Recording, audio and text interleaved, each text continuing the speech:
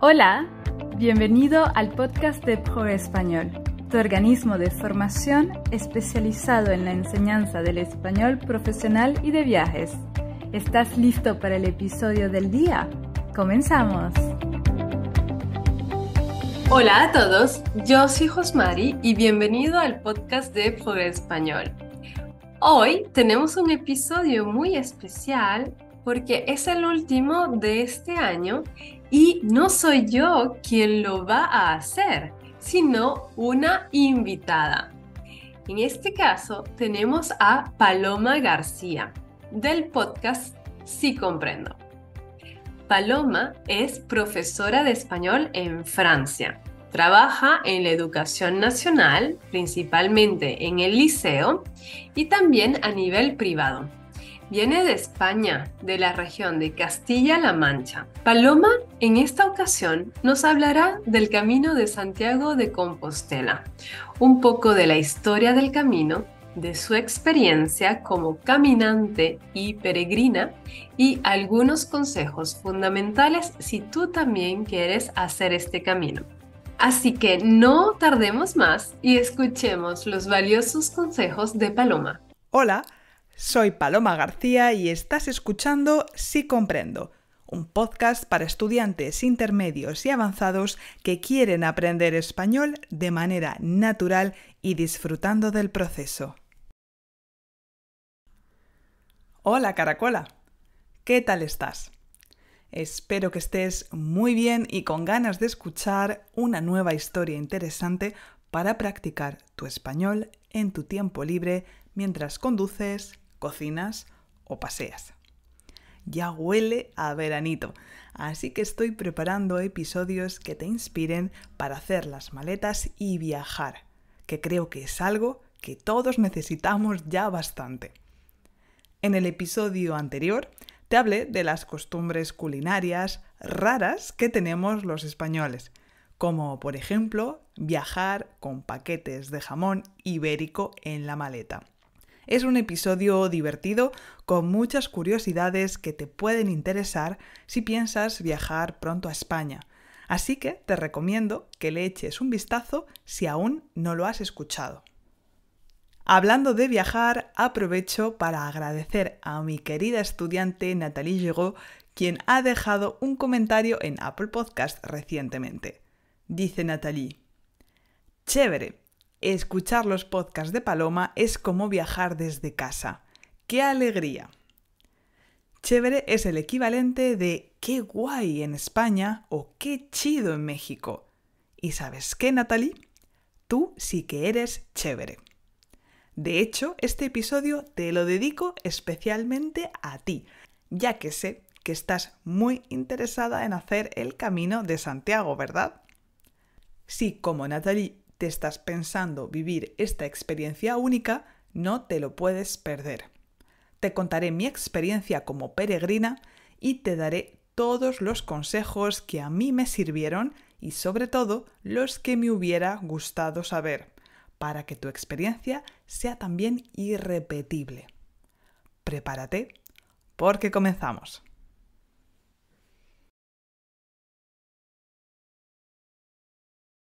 Por si todavía no lo conoces, el Camino de Santiago es una de las rutas de peregrinación más antiguas de Europa. El camino tradicional comienza en los Pirineos, si bien se considera que el camino comienza desde el momento en que sales de tu casa y termina en Santiago de Compostela. En realidad, el kilómetro cero se encuentra en Finisterre, el fin del mundo occidental en la Edad Media. Para ponerte en contexto, la peregrinación a Santiago de Compostela comenzó en el siglo IX después de Cristo.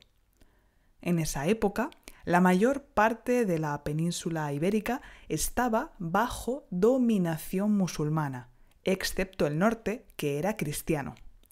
Y oye, que justo en ese momento tan tenso va y se encuentran los restos de Santiago Apóstol, que había evangelizado esa región de España 8 siglos antes. Nada mejor como un buen milagro a tiempo para despertar el fervor cristiano y crear un flujo de influencia sociocultural en Europa sin precedentes.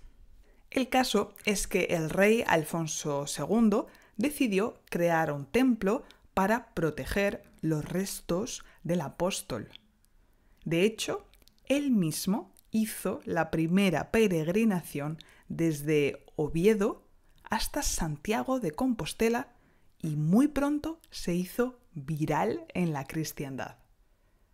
Actualmente, o al menos hasta antes de la pandemia, cientos de miles de personas realizan esta peregrinación cada año. Por daros una cifra, en 2019 se alcanzó el récord de 348.000 personas, sin contar con todas las personas que realizan una parte y que no aparecen en las estadísticas. Antiguamente se hacía por razones religiosas, pero hoy en día hay muchos motivos para realizarlo, como una manera de viajar de manera económica, como reto personal tras un evento traumático como una enfermedad o la muerte de un ser querido, o como un desafío deportivo. En mi caso, decidí realizar el Camino de Santiago para probar una manera diferente de viajar. Quería saber qué se sentía viviendo durante una semana con tan solo una mochila. Además, había empezado a hacer más deporte y quería ponerme un reto motivador. Aunque dicen que la mejor manera de hacer el Camino de Santiago es hacerlo solo, yo lo hice con mi pareja. No te recomiendo hacerlo con un grupo numeroso, pero si es tu primer camino, el hacerlo con una o dos personas más puede ser una experiencia que os una mucho. Y si eres mujer y quieres hacerlo sola, que sepas que es una experiencia muy segura. Adelante. Lo hicimos a finales de julio. Como sabíamos que en esa época el camino está muy masificado, sobre todo el camino francés, decidimos hacer una mezcla del camino francés y del camino del norte. Además, como era nuestro primer camino, preferimos hacer los 100 kilómetros mínimos para obtener la compostelana, es decir, el certificado oficial de la peregrinación. Comenzamos en Lugo y la primera etapa fue la más difícil porque no era una etapa oficial del camino. Nos pasó de todo. Nos perdimos, tuvimos una tormenta, casi nos atacan unos perros salvajes, en fin. Pero tranquilos, si seguís los caminos oficiales del Camino de Santiago no os pasará nada, es muy seguro y está muy bien señalizado. A pesar de esta primera etapa un poco accidentada, mereció mucho la pena llegar al monasterio de Sobrado dos Monges. Allí se respiraba el auténtico espíritu del Camino de Santiago. Te reciben los monjes y duermes en las habitaciones del claustro organizadas en torno a un patio donde se respira mucha paz. Incluso pudimos asistir a uno de sus rezos comunitarios. Si podéis visitarlo, os lo recomiendo muchísimo. Después enlazamos con el camino francés de nuevo y sinceramente estas últimas etapas hasta Santiago fueron las que menos me gustaron. Las últimas etapas están tan masificadas que es imposible caminar solo. Lo bueno es que en toda esa zona se come genial. Durante el camino, la mayoría de restaurantes ofrecen el menú del peregrino. Son menús muy económicos con primer plato, segundo plato y postre por unos 10 euros. Como nos levantábamos sobre las 5 o 6 de la mañana para comenzar a andar temprano y evitar las horas de calor, cuando llegábamos al restaurante después de caminar unas 4 o 5 horas de media, estábamos hambrientos. Luego lo normal es descansar en el albergue por la tarde, pasar tiempo con otros peregrinos, leer y, sobre todo, prepararse para la próxima etapa. Si hay algo que nunca olvidaré, es el momento en el que llegamos a Santiago y vimos de lejos la catedral. Todo el cansancio desapareció de golpe y aceleramos el paso para llegar lo antes posible hasta la plaza del Obradoiro. Conforme nos acercábamos, escuchamos el sonido de las gaitas. Las gaitas son los instrumentos de viento típicos de zonas célticas, como el norte de España. La emoción de haber conseguido caminar tantos días sin parar, con sol y lluvia, frío y calor, ampollas y agujetas acumuladas, fue tan fuerte que me eché a llorar. Y así, cogidos de la mano y llorando, entramos en la magnífica Plaza del Obradoiro, donde la imponente Catedral de Santiago de Compostela ha sido testigo de la alegría de tantos peregrinos que han cumplido su sueño de completar el camino. Esta experiencia me hizo sentirme muy viva. La conexión con tu cuerpo es muy fuerte porque dependes de él para llevarte de un sitio a otro, aunque también te darás cuenta de que la mayoría de límites están tan solo en tu mente. También fue toda una experiencia el limitarme a vivir con tan pocas cosas durante una semana, y desde entonces ya no viajo tan cargada como solía hacerlo antes. Además, me crucé con personas muy especiales con historias de superación que me animaron a no tirar la toalla. En definitiva, fue todo un ejercicio de introspección y autoconocimiento, y nunca a nadie ha dejado indiferente un reencuentro consigo mismo. Vamos a ver ahora algunos consejos que deberías tener en cuenta si pretendes hacer el Camino de Santiago. Lo primero que te diría es que estés en buena forma física. Uno no va al camino a adelgazar o a hacer deporte. Si no estás acostumbrado a caminar durante muchos kilómetros, si tus piernas no están fuertes, te vas a lesionar. Por eso, comienza a prepararte progresivamente. De hecho, en casi todas partes de Europa existen rutas que pasan o conectan con una ruta oficial del Camino de Santiago. ¿Por qué no aprovechar uno de estos tramos para motivarte? Primero, sal a caminar 5 kilómetros y poco a poco ve aumentando la distancia. Cuando puedas caminar 20 kilómetros sin peso, practica con la mochila que utilizarás. El tema de la mochila preocupa a muchos peregrinos. Yo te aconsejo que inviertas en una mochila de buena calidad, porque puede convertirse en tu peor enemiga si te hace daño o no protege tu espalda. Cuantos más compartimentos tenga para guardar y organizar cosas, mejor.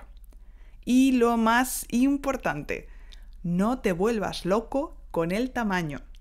Tu mochila debe pesar como máximo el 10% de tu peso corporal. Yo, por ejemplo, peso unos 65 kilos, entonces mi mochila pesaba entre 5 y 6 kilos, no más.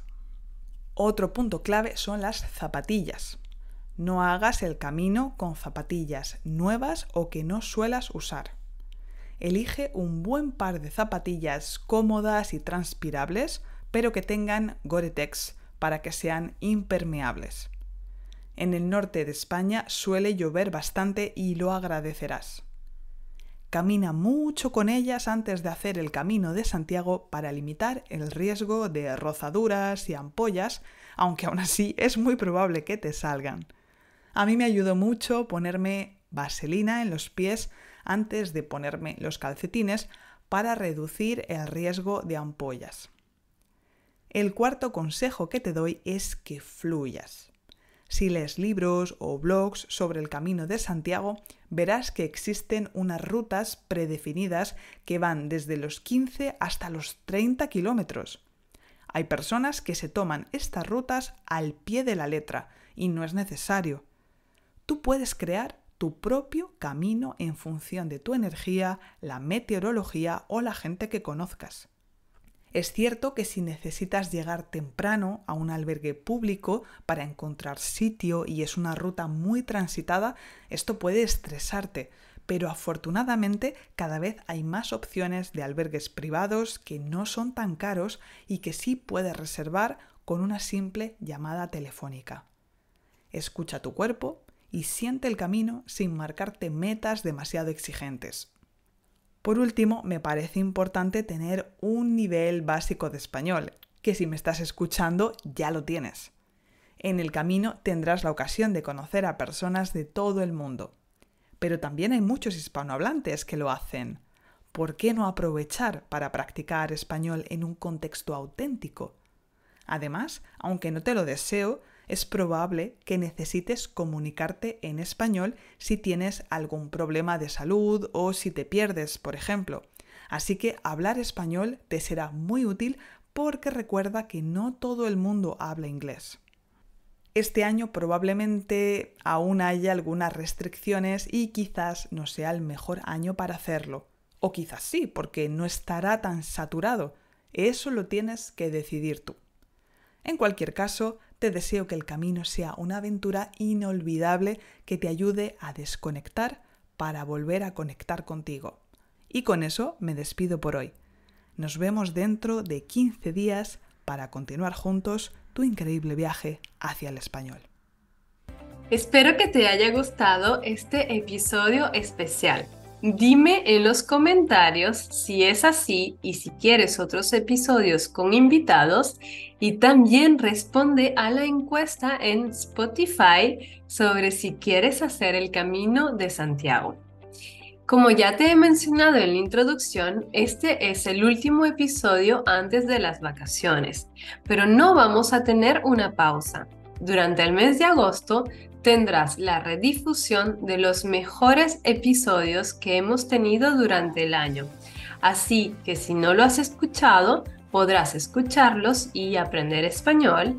Y si los has escuchado, podrás volver a escucharlos y acentuar, integrar los conocimientos. Así que si no quieres perderte de nada, suscríbete al podcast y también a la newsletter de Progrès Español. Tienes el enlace en la bio. Yo te veré nuevamente en el mes de septiembre. Te deseo unas excelentes vacaciones de verano. ¡Adiós! Muchas gracias por haber escuchado el podcast de Progrès Español.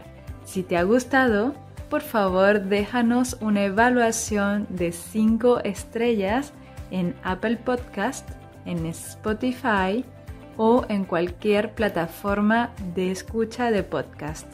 Nos vemos en el próximo episodio. Adiós.